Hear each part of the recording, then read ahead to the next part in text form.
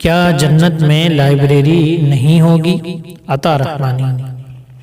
جنت میں لائبریری ہوگی یا نہیں ہوگی، اس سوال سے پہلے یہ سوچ لینا چاہیے کہ انسان مطالعہ کیوں کرتا ہے۔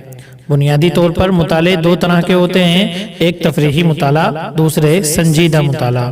جہاں تک تفریحی مطالعے کی بات ہے تو انسان تفریحی مطالعہ اس وقت کرتا ہے جب اسے اپنے گرد و پیش کے حالات سے یا اپنی اندرونی دنیا سے اکتاہٹ ہونے لگتی ہے اور اسے وقت گزاری مطلوب ہوتی ہے، جبکہ جنت میں اکتاہٹ نام کی کوئی چیز ہی نہ ہوگی۔ وہاں ڈپریشن اور غم و خوف کا بھی کوئی سایہ نہ ہوگا۔ وہاں تفریح کے اتنے زیادہ وسائل ہوں گے کہ مطالعے کے لیے وقت ہی نہیں مل پائے گا۔ پھر تفریحی مطالعہ تو صرف ذہنی تسکین کا باعث ہوتا ہے، جبکہ جنت کی نعمتیں ذہنی تسکین کے ساتھ ساتھ بدن کی تسکین کا سامان بھی فراہم کریں گی۔ آنکھوں کے لیے الگ لذت ہوگی، کان کے لیے الگ، زبان کے لیے الگ، ناک کے لیے الگ اور ہاتھ پاؤں کے لیے الگ۔ پھر اتنی ساری لذتیں چھوڑ کر صرف ذہنی تفریح کی کسے فرصت مل سکے گی؟ نمبر 2، سنجیدہ مطالعہ۔ سنجیدہ مطالعے کا موضوع چاہے جو بھی ہو، اس کا واحد مقصد ہوتا ہے حقیقت کی معرفت۔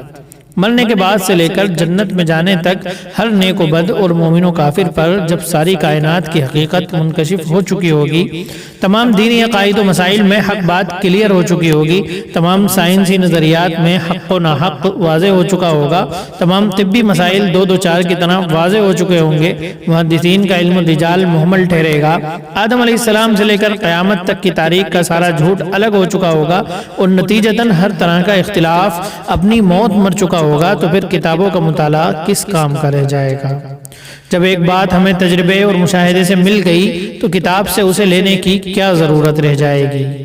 پھر یہ بات بھی سوچنے کی ہے کہ جو کتابیں دنیا میں موجود ہیں کیا آخرت میں بھی وہ موجود ہوں گی؟ ہم یقین کے ساتھ کہہ سکتے ہیں کہ اللہ کی کتابوں کے سوا ساری کتابیں فنا ہو چکی ہوں گی، کیونکہ ہمارا مشاہدہ ہے کہ معلوم تاریخ کی بہت سی کتابیں جن کے نام اور جن کے مضامین بھی ہمیں معلوم ہیں، مصائب و حوادث، جنگ و آتش زنی اور ملکوں کی تباہی کے نتیجے میں فنا ہو چکی ہیں، تو دنیا میں برپا ہونے والی اور دنیا کا نقشہ ہی بدل کر رکھ دینے والی قیامت کبریٰ کے نتیجے میں کچھ بھی سلامت کیسے رہ پائے گا؟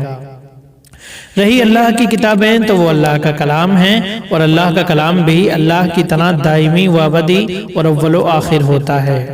پھر اگر یہ مان بھی لیا جائے کہ دنیا کی ساری کتابیں جنت میں موجود ہوں گی تو بھی وہاں ان کی کوئی حیثیت نہیں ہوگی۔ اولاً تو اس لیے کہ جنتی لوگوں کی دلچسپیوں کے موضوعات ان کتابوں کے موضوعات سے الگ ہوں گے۔ دوم اس لیے کہ بہت سی کتابوں کے رائٹرز اپنی کتابوں کے سبب جہنم میں ہوں گے، اور جہنمیوں کی کتابوں کا جنت میں کیا کام؟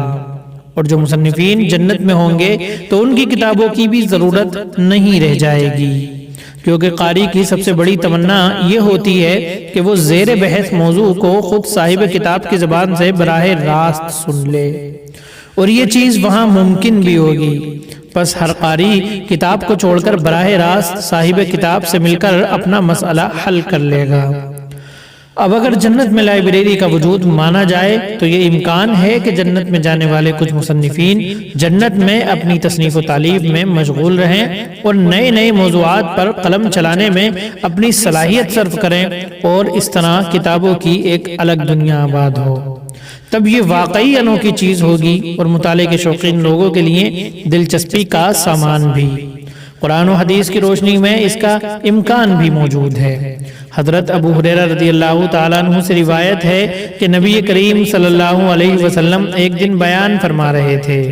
ایک دیہاتی بھی مجلس میں حاضر تھا کہ اہل جنت میں سے ایک شخص اپنے رب سے کھیتی کرنے کی اجازت چاہے گا۔ اللہ تعالیٰ اسے فرمائے گا، کیا اپنی موجودہ حالت پر تو راضی نہیں ہے؟ وہ کہے گا، کیوں نہیں، لیکن میرا جی کھیتی کرنے کو چاہتا ہے۔ نبی کریم صلی اللہ علیہ وسلم نے فرمایا کہ پھر اس نے بیج ڈالا، پلک جھپکنے میں وہ اگ بھی آیا، پک بھی گیا اور کاٹ بھی لیا گیا، اور اس کے دانے پہاڑوں کی طرح ہوئے۔ اب اللہ تعالیٰ فرماتا ہے، اے ابن آدم اسے رکھ لے، تجھے کوئی چیز آسودہ نہیں کر سکتی۔ یہ سن کر دیہاتی نے کہا کہ قسم اللہ کی وہ تو کوئی قریشی یا انصاری ہی ہوگا، کیونکہ یہی لوگ کھیتی کرنے والے ہیں، ہم تو کھیتی ہی نہیں کرتے۔ اس بات پر رسول اللہ صلی اللہ علیہ وسلم کو ہنسی آ گئی۔ صحیح بخاری حدیث نمبر 2348۔ بس جب کھیتی کے شوقین جنت میں ہل چلا سکتے ہیں تو اہل قلم قلم کیوں نہیں چلا سکتے؟ اللہ تعالیٰ کا فرمان ہے وَفِيهَا مَا تَشْتَهِيهِ الْأَنفُسُ وَتَلَذُّ الْأَعْيُنُ، جنت میں جو دل چاہے وہ ہوگا اور آنکھوں کو لذت پہنچانے والی چیزیں بھی ہوں گی۔ سورۃ الزخرف آیت نمبر 71۔ اب سوال یہ ہے کہ قرآن میں صاف لفظوں میں لائبریری کا ذکر کیوں نہیں آیا؟